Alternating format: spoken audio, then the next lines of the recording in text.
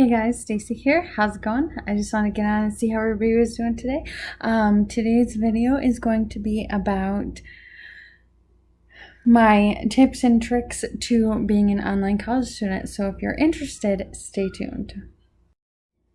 Okay, so today we are going to be talking about the tips and tricks I have to being an online college student. Tip number 1 will be make sure you have an agenda or a planner, whatever you want to call it. Have one of those. So it's very important to make sure that you are organized and you are getting your stuff done on time, because you and only you have the power to get your stuff done. There is no teacher telling you, hey, this assignment is due this day, or hey, no. You have to check the calendar and you have to see when your stuff is due, and then from there it's due. You either submit it or you don't, and if you don't, you'll get a 0. So you have to make sure that you submit all your stuff on time. Now, I've been to 2 different schools and online, so they're both set up the same way. You get your list of what you have to do, and then you literally do it. So usually you'll have like stuff due on like Thursdays. My first school, it was due on Thursdays and Mondays, but my new school, it's Thursdays and Sundays. So, but it's scheduled. You know kind of when you're going to be doing what. You know, discussions would be due on Thursdays and assignments would be due on Monday, Sunday, whatever. My second tip would be to make sure you have self-discipline. Now, everybody says that, oh, make sure you discipline yourself, blah, blah, blah. No, you have to make sure that you are disciplining yourself, because it's you and only you who has the power to get your grades, the grades that you deserve. If you are not submitting yourself on time and you're not paying attention to the reading and stuff like that, you're going to fail. Like it's definite, like you have to make sure you're doing your reading, because it is very, very important. Like, you're here doing this because you are going to learn and be specific in a certain subject. So the point of it is to learn about that subject and the things that go along with that subject that will make you better at being a person within that field. So you want to make sure you are disciplining yourself to the point where you are getting your stuff done. You can't make excuses, because excuses will get you 0s. The only real guideline is that your stuff is going to be due on like a Thursday and a Sunday. Like, for instance, for example, mine is due on Thursday and Sunday. You know that they're due on Thursday and Sunday, but there's also additional things you have to do.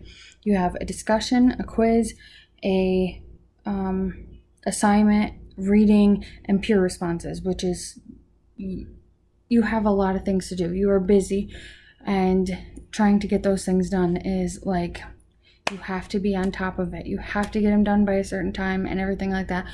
Sometimes it's not taken into consideration how much you have to do, but you are the one who has to set your own path and see where it goes. So you have to literally be like, oh, I'm gonna get it done on this day. I'm gonna get my reading done like I do, where like I read Monday, Tuesday, Wednesday, and then Wednesday, on top of the reading, I have to do my discussion so that it's ready by Thursday. Thursday, I start the peer responses and do the quiz, and then Friday, Saturday, Sunday, I have to do, Friday, Saturday, and the beginning part of Sunday, I have to do the assignment. So it's very important that you set like a certain goal for yourself. Otherwise, you're not going to get it done. Tip number 3 is distraction.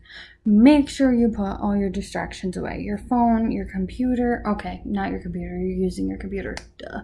Okay, put your phone away. Put your tablet away. Anything that you kind of play with. Like, if you use your planner way too much, like putting stickers and sorts of things like that, set it to the side, set it somewhere else. You got to make sure you're paying attention. You're trying to get your homework and your pre-stuff all done. That's the goal, not to play on the phone, okay? I am guilty of it. I play on my phone all the time. while I'm trying to study, and it's not good. So I have been recently learning that it's not good to do that because I am taking away from my learning. So I will set my phone to the side and try not to answer it. Tip number 4 is supplies. Make sure you have everything that you possibly need there at your disposal all the time. Okay. I use a hybrid notebook, and I have like 5 or 6 of them sitting on the side waiting for me to use them, just ready, so that I don't have to go to the store or whatever to buy them. I also have filler paper. I have a 5-star notebook. I have a bunch of 5-star notebooks actually. I have folders, extra folders in case I need them. I don't really use the folders, but I do have them if I need them.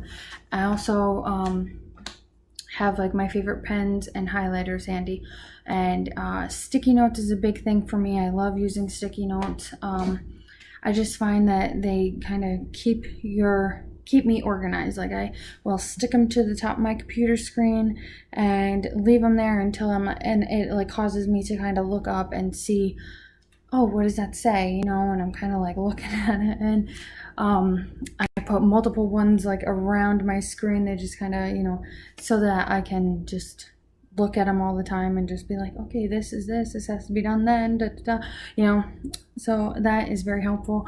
My notebooks, I only use 5-star because they are the best, and a tip for those is to use either like 3 or 5 subjects if you can, because sometimes you have to write a lot within the class. So like 5 subjects, like I just took a 5-subject notebook and divided it into 2 classes because I just had like so much writing to do in both classes. So I just was like, I'm going to divide it into 2. Okay, so what I did is I just got a regular 5-star 5-subject notebook. Comes just like that, and I put a divider in it so it would split it into 2 subjects. I got this notebook, and I just took the divider out of it because I didn't really need it in there. I knew I was going to use like more paper, so it's technically it's a 2-subject notebook, but instead of having the pocket in the front here, now I just have 1. But that's fine because I don't have many handouts as a online college student. And I just kind of make sure that I have some notebooks in stock. These are kind of really heavy, but I have 3 subject. I keep an extra 3. These are my favorite, the gray ones. 3 subject, and I have a 5 subject, like all extra. These are just extra ones that I have, and I have even more than this, but this is just what I could handle carrying. I also have a big stack of the hybrid binder notebooks, because I know I'm going to need them at some point, and I got a really good sale on these, so I got a whole bunch of them. They are amazing. I really love them. Like, it's super thin like a notebook, but it's a binder, so they're awesome. And nobody likes using the traditional binders, right? I'm not saying you have to be like fully stocked up on all this stuff, because you really don't. Like, it depends on you and how you are. This just helps me with my organization, so, and it makes me feel more confident because I know that I have it on hand in case I need it. You can wing it if you want, whatever you want to do, but just make sure you have what you need is all. The next thing I suggest is making sure that you do your research on online school before you start. Personally, I didn't know what to expect going into online school. I thought that it was going to be a bunch of videos, like there was going to be an instructor, on video camera, and you're gonna like interact that way, or whatever. I assumed that there was going to be someone discussing the content, or like explaining it or something. Like, you were going to see someone on the screen and be like, hello, this is what this is going to be about, something like that. It's not visual at all. You have to do the reading yourself, and you have to self-teach it to yourself. So if you're not good at that, then online might not be your best bet.